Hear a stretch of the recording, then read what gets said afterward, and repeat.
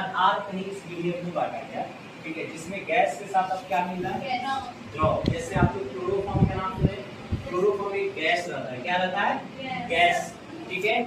Chloroform क्या रहता है, एक गैस रहता है, और वो किसके साथ मिलाते हैं, N2 के साथ। किसके साथ, या नाइट्रोजन एक गैस है, इसके वाष्प के साथ मिला सकते हैं।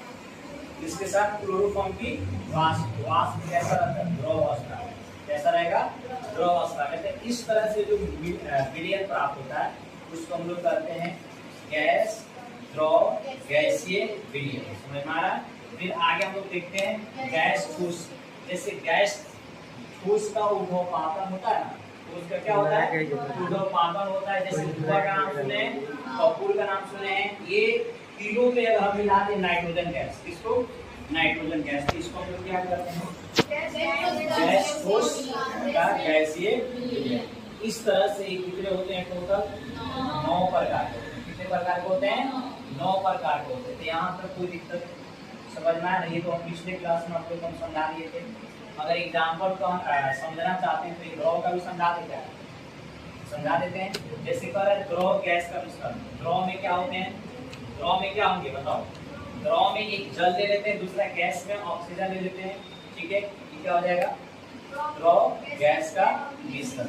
फिर कह रहा है द्रव, द्रव का मिश्रण, पानी और को हम ले लेते हैं, दो द्रव है और मिला देंगे तो विलयन बनेगा, जिसका नाम क्या होगा, द्रव, द्रव, द्रव विलयन। ओके।